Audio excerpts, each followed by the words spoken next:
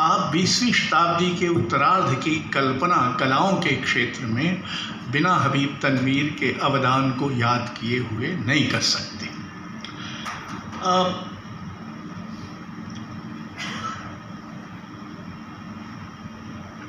ये तो सब जानते ही हैं आप ऐसे अधिकतर लोग कि आधुनिक भारतीय रंगमंच में दो तरह के निर्देशक हुए।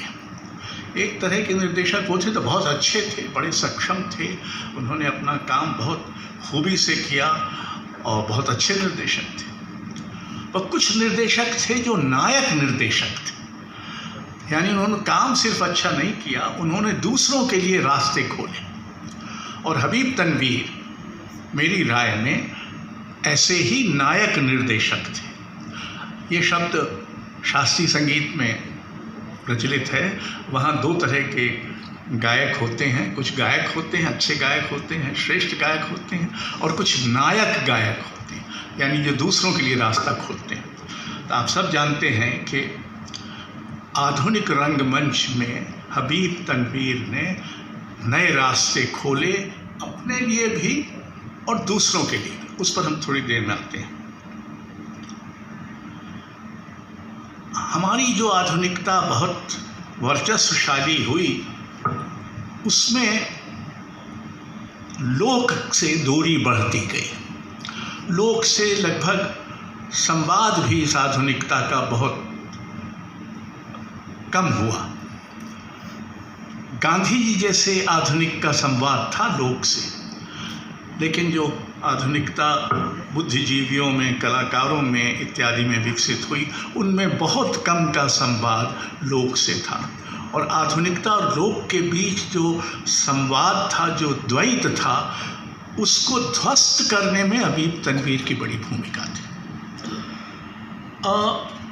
बल्कि ये भी काबिल गौर है कि 3 लोगों ने ये काम मध्य प्रदेश में ही किया, तब के मध्य प्रदेश में। कुमार गंधर्व ने शास्त्रीय संगीत के क्षेत्र में, जगदीश स्वामीनाथन ने चित्रकला के क्षेत्र में, और हबीब तनवीर ने रंगमंच के क्षेत्र में। तो ये श्रेय, चूँकि मैं मध्य प्रदेश का हूँ, अब इतना बूढ़ा हो गया हूँ तो कुछ तो अपने प्रदेश को श्रेय दे ही सकता हूँ।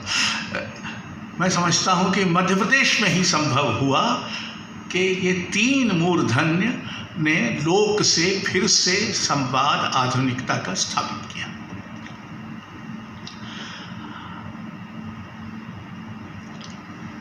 साधारण की महिमा, असल में तो हबीब तनवीर के रंग कर्म के केंद्र में साधारण लोग हैं। वो एक तरह से साधारण लोगों का महाकाव्य लिखते हैं या रचते हैं, यानी उसमें नायक और ऐतिहासिक पुरुष और इस तरह के पौराणिक चरित्र नहीं है, बहुत कम है। और वो बार बार ये याद दिलाते हैं, जैसा उस गाने में भी, कि राजा रंग भिखारी सब जाएंगे वगैरह वगैरह। तो उनके यहाँ ये साधारण की महिमा केंद्र में है। और वो एक ऐसा रंग संसार रचते हैं जो साधारण का रंग संसार है, लेकिन वो जो साधारण लोग हैं उनमें कुछ विचित्र सी और मटमैली सी पवित्रता भी है। उनमें एक सहज उच्छल मानवीयता भी है, और उनमें एक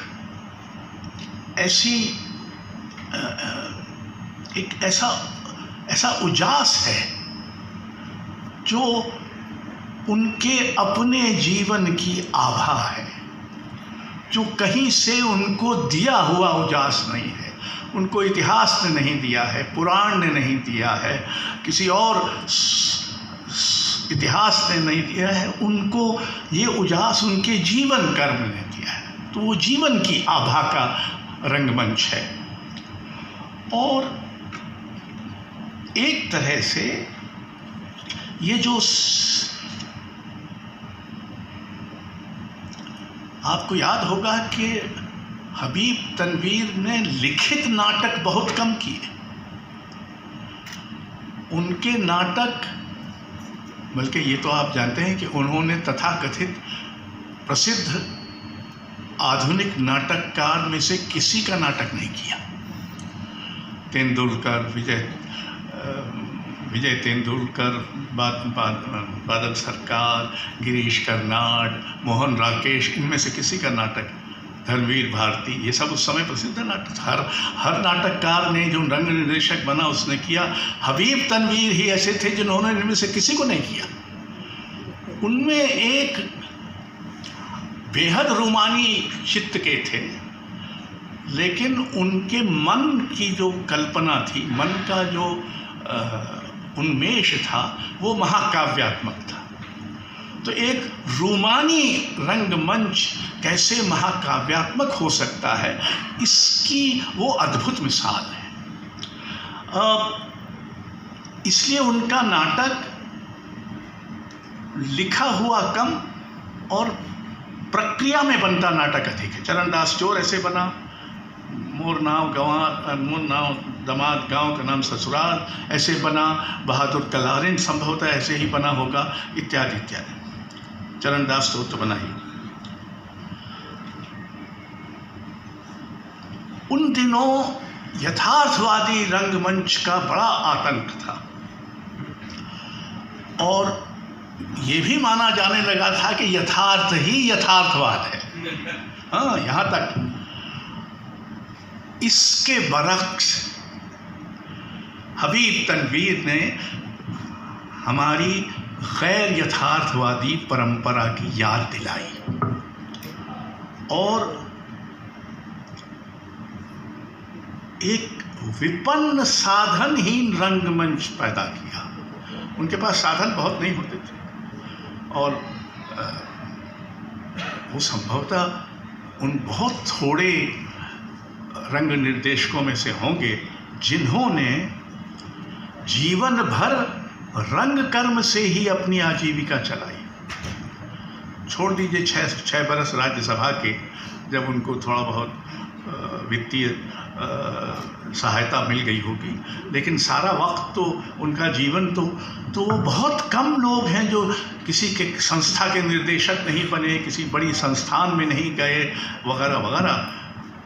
एक रंगजीवी निर्देशक जो जीवन भर इन्होंने अपनी रंग जिजीविषा से ही अपनी जिजीविषा को एक तरह से तृप्त और पुष्ट किया और एक रंगमंच ऐसा तैयार किया, ऐसा चक्कर लगाओ तो ये हमारे यहाँ रामलीला में होता था। बल्कि मैं तो ये भी कहना चाहता हूँ कि हबीब तनवीर का रंगमंच लीला का रंगमंच है। एक तरह की हबीब लीला होती है जिसमें किसी और चीज़ की ज़रूरत नहीं है। कोई साधन, कोई स्टेज, क्या बोलते हैं उसको, दृश्यबंध इत्यादि इत्यादि कुछ नहीं है चरणदास चोर में। और ये एक भागता दौड़ता नाचता गाता रंगमंच है। आप सोचें कि आधुनिक रंगमंच में नाचना बंद, गाना बंद, दौड़ भाग। चरणदास चोर में खुद हबीब तनवीर सिपाही का काम करते हैं, जिसको वो सरकारी चोर भी कहते हैं। वो भाग रहा है, उसके पीछे चरणदास चोर के पूरे मंच से ऐसा चक्कर लगा, इधर से उधर, ऐसा भागता दौड़ता हाँफता गाता नाचता रंगमंच जो हम भूल चुके थे कि हमारा रंगमंच रहा है। इस अर्थ में फिर हबीब तनवीर क्लासिकल थे, क्योंकि उन्होंने भारतीय क्लासिकल रंगमंच को पुनर्जीवित किया और उसकी पहचान लोक में की बजाय तथाकथित। लेकिन ज़रा दिलचस्प ये भी है कि अगर हबीब तनवीर न होते तो शायद कारंत भी वैसे न होते, शायद रतन थियम भी वैसे न होते और शायद कावलम नारायण पणिक्कर भी वैसे न होते। तो इन सब के मूल में जो प्रेरणा है वो हबीब तनवीर का रंगमंच है, और इनमें से बहुतों से मेरा व्यक्तिगत परिचय रहा है। इसमें मुझे कोई शक नहीं कि सब लोग ऐसा मानते हैं। रतन थियम होते तो खुद ही कहते, दुर्भाग्य से वो नहीं आ पाए हैं, उनकी तबीयत ठीक नहीं। बंसी कौल, इन सब का रंगमंच अंततः हबीब तनवीर के रास्ते चलता है, अपने अपने ढंग से अपनी अपनी शैली विकसित होती है। लोक विद्या और नागरिक विद्या, हबीब तनवीर का रंगमंच लोक के लिए गढ़ा गया रंगमंच नहीं था, वो नगर के लिए। आखिर उनके अधिकतर प्रदर्शन, ये मैं भूल गया कहना कि हमारे यहाँ आम तौर पे नाटक खेला जाता था, किया नहीं जाता था, और बाद में जो प्रस्तुत नहीं किया जाता था कि ये मैं नाटक, फला नाटक प्रस्तुत करने जा रहा हूँ, कहा जाता था हम ये नाटक खेलने वाले हैं। तो ये जो खेल का भाव था, खेलना यानी क्रीड़ा यानी लीला, वो सबसे अधिक हबीब तनवीर में थी। वो नाटक खेलते थे, प्रस्तुत नहीं करते थे। और हालांकि गांव देहात में भी दिखाते होंगे, पर मूलतः उनका रंगमंच शहरों के लिए था। और शहरों में ये जो लोक विद्या है, और उनके नाटकों में जब लोग छत्तीसगढ़ी में बोलते हैं राजा या, तो जैसा मुँह चढ़ाऊ महाकाव्य रामचरितमानस है अवधी में, उसने तमाम संस्कृत के बनारसी पंडितों को बहुत क्षुब्ध किया था कि राम अवधी में बोलेंगे, ये बाजार चौक मोहल्ले की भाषा।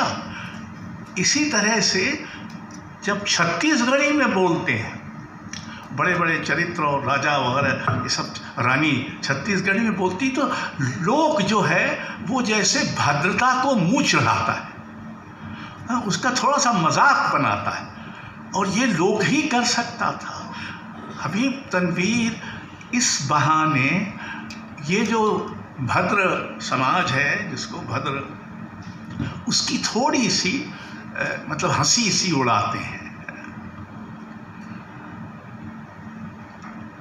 और हालांकि उन्होंने जो रंगमंच तैयार किया, वो विचित्र बात है, किसी लोक भाषा के अधिकांश कलाकारों से आधुनिक रंगमंच कराना, उनको आधुनिक रंगमंच में शामिल करना, उनसे एक तरह से ये प्रकट करना कि लोक भी उतना ही आधुनिक है जितना तथाकथित शहरी आधुनिक है। ये बात सबसे पहले और सबसे मार्मिक ढंग से हमको समझाई और बताई हबीब तनवीर ने।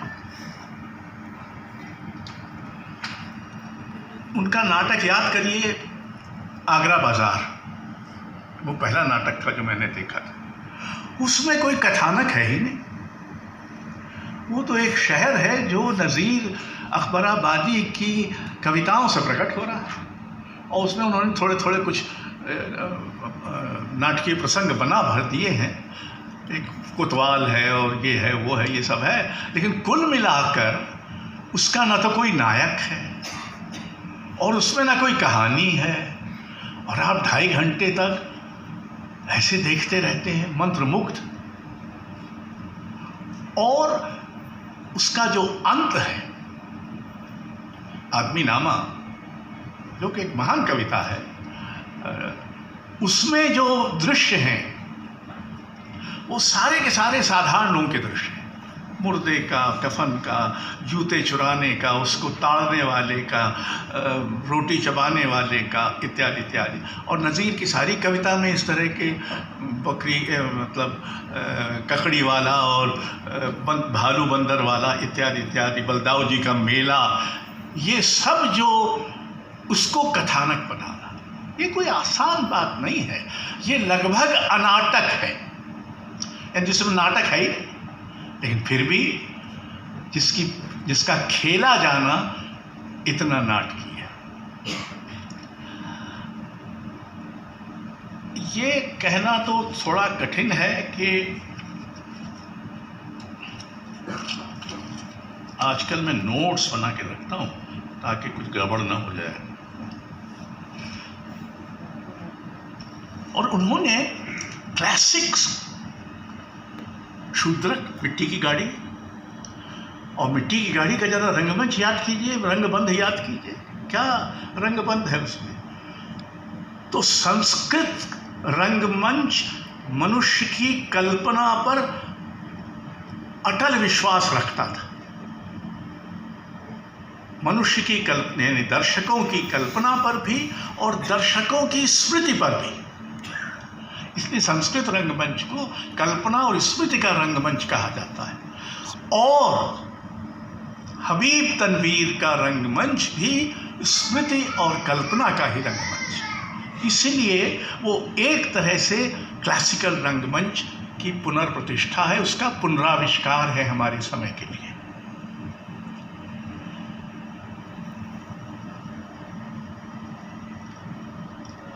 अभी आपने वो गीत सुने और संगीत का इस्तेमाल नाटक में और आधुनिकों ने भी किया है। वनराज भाटिया आते थे, जहाँ तक मुझे याद है, गाजी जी के नाटकों में संगीत इत्यादि की व्यवस्था करने के लिए।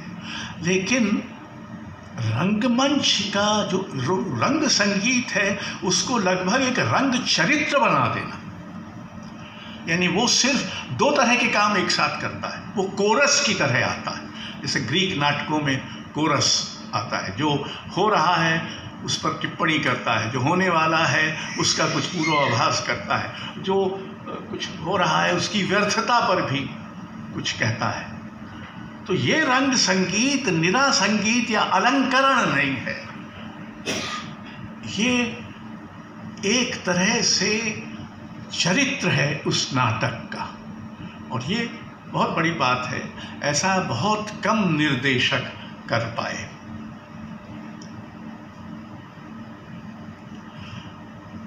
ये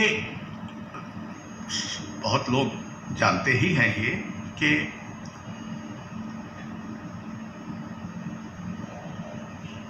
पश्चिम में शिक्षा पाई थी हबीब तनवीर, वो रॉयल एकेडमी ड्रामेटिक आर्ट्स में पढ़े थे।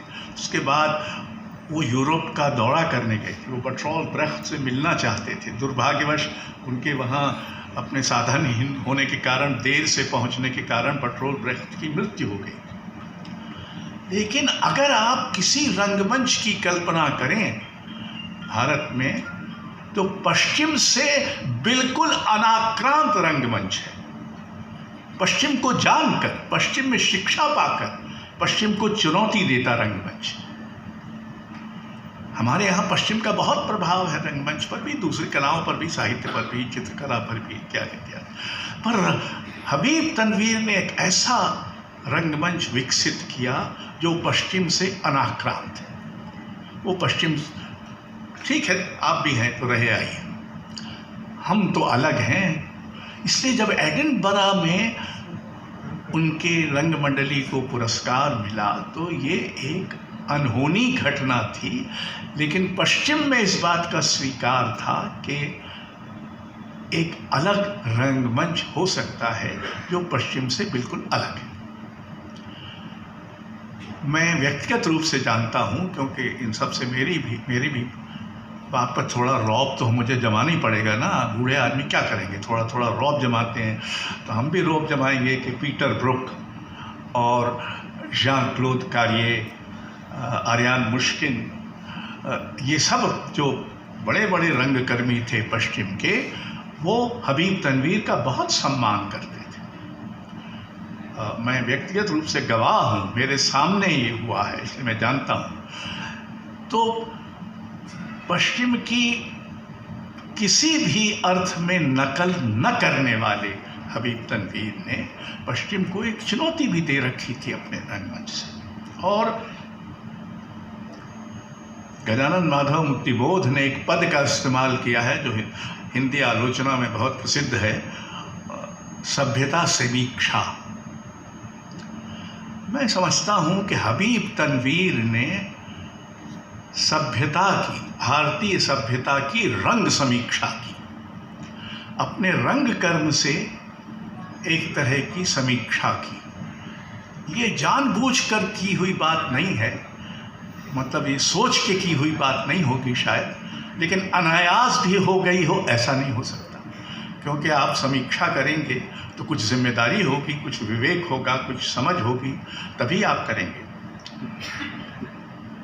तो हबीब तनवीर एक, और ये बड़ा दिलचस्प है और बड़ा दुखद है, दिलचस्प क्या है, दुखद है कि इतने बड़े रंग निर्देशक की जन्मशती पर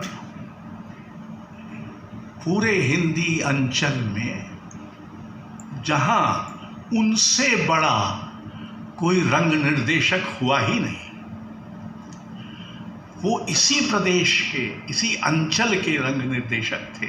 उनकी मातृभाषा भी यही थी। उन्होंने इसी अंचल से अपने कलाकार, अपनी शैली, अपने कथानक इत्यादि सब लिए। उस अंचल को उनकी याद नहीं है। अंचल को तो शायद होगी, मुझे पता नहीं। उन संस्थाओं को भी याद नहीं है जिनको याद करने की जिम्मेदारी हमने सौंप रखी है, यानी केंद्रीय संगीत नाटक अकादमी और राष्ट्रीय नाट्य विद्यालय, दोनों को याद नहीं। ये अकस्मात नहीं हो सकता। और मैं ये कहने के लिए आपसे क्षमा चाहता हूँ। ऐसा ही व्यवहार ललित कला के क्षेत्र में केंद्रीय ललित कला अकादमी और राष्ट्रीय आधुनिक कला संग्रहालय दोनों ने सैयद हैदर रज़ा के साथ भी किया। उनकी जन्मशती पर उन्होंने कुछ नहीं किया। तो अब मैं इस नतीजे पर से बच नहीं सकता कि ऐसा इसलिए हुआ है कि ये दोनों मुसलमान हैं, और ये बहुत शर्म की बात है कि हमारी संवैधानिक संस्थाएं इस कदर संकीर्ण और क्या कहें, जो भी हो चुकी हैं।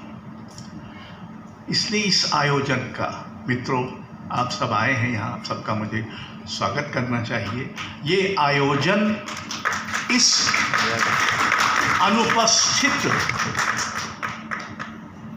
उत्सव को आप सबके माध्यम से उपस्थित बनाना है। ये हिंदी समाज की ओर से, हिंदी रंग समाज की ओर से और हिंदी कला जगत की ओर से एक मूर्धन्य को दी जा रही अनिवार्य प्रणति है। हम कृतज्ञ हैं कि हमारे बीच इतना बड़ा कलाकार था। हम इसके भी कृतज्ञ हैं कि इस तरह के लोक कलाकारों के बीच अभी भी हबीब तनवीर जीवित और सक्रिय हैं, जबकि उनको गए इतने बरस हो गए और इनको किसी तरह का संरक्षण मिल रहा हो राजकीय या सामाजिक, इसका कोई प्रमाण नहीं है। ये लोग, क्योंकि वो एक बड़ी हस्ती थे, और हबीब तनवीर के व्यक्तिगत संस्मरण में आपको नहीं सुनाऊंगा क्योंकि उनकी बड़ी लंबी सूची है, लेकिन मैं आपसे ये ज़रूर कहना चाहूँगा कि हबीब तनवीर हमारे समय का एक नायक निर्देशक था। भारतीय रंगमंच आज जो कुछ है, जैसा भी, उसके पीछे जो लोग खड़े हैं उनमें से एक हबीब तनवीर।